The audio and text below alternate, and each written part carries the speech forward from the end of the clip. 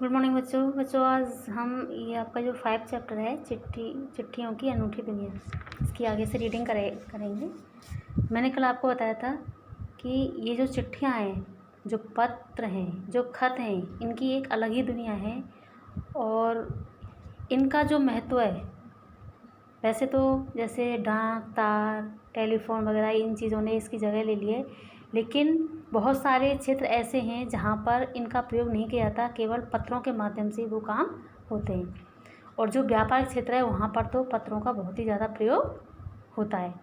तो आज हम किसी भी तरीके से ले लें, बहुत सारे क्षेत्र ऐसे हैं जहाँ इनकी नितांत आवश्यकता है। आगे से रीडिंग करेंगे। जहाँ तक पत्रों का सवाल है, अगर आप बारीकी से उसकी तह में जाएं तो आपको ऐसा कोई न मिलेगा जिसने कभी किसी पत्र न लिखा हो या लिखवाया हो। यानी हमें ऐसा कोई भी नहीं मिल सकता, कोई भी इंसान ऐसा नहीं हो सकता जिसने कभी पत्र न लिखा हो या लिखवाया हो किसी से, या पत्रों का बेसब्री से जिसने इंतज़ार न किया हो। हमारे सैनिक तो पत्रों का जिस उत्सुकता से इंतज़ार करते हैं उसकी कोई मिसाल ही नहीं है। एक दौर था जब लोग पत्रों का महीनों इंतज़ार करते थे, पर अब वह बात नहीं रही। परिवहन साधनों के विकास ने दूरी बहुत घटा दी है, क्योंकि पहले ये परिवहन के साधनों का इतना विकास नहीं था, जैसे टेलीफोन डाक तार इनकी कोई व्यवस्था नहीं थी, बहुत कम था। तो सारा काम ज़्यादा चिट्ठियों से होता था और लोग जो थे सभी लोग चिट्ठियों का बहुत बेसब्री से इंतज़ार करते थे। लेकिन ये जो इंतज़ार है वो थोड़ा कम हो गया है। पहले लोगों के लिए संचार का इकलौता साधन चिट्ठी थी, पर आज और भी साधन विकसित हो चुके हैं। आज देश में ऐसे लोगों की कमी नहीं है जो अपने पुरखों की चिट्ठियों को सहेज और संजोर कर विरासत के रूप में रखे हुए हों। यानी बहुत सारे लोग ऐसे हैं जो पहले अपने पुरखों की जो चिट्ठियाँ हैं उनको आज भी सहेज कर रखते हैं, याद के लिए, कि वो हमेशा उनको देख सकें और अपने पुरखों को याद कर सकें।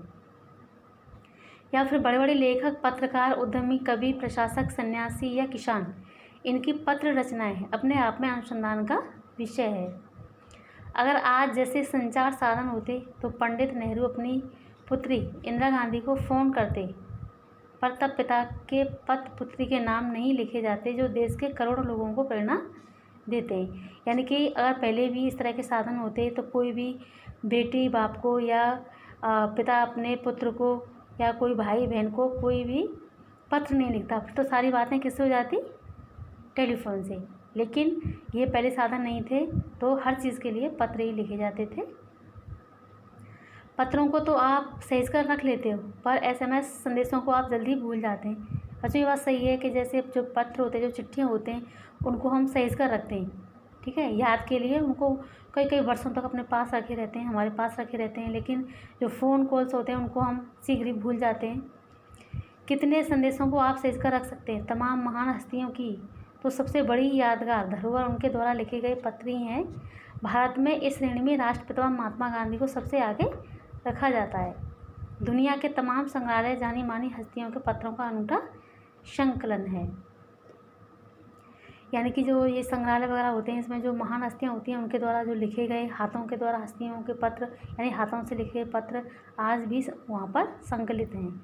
तमाम पत्र देश, काल और समाज को जानने समझने का असली पैमाना है।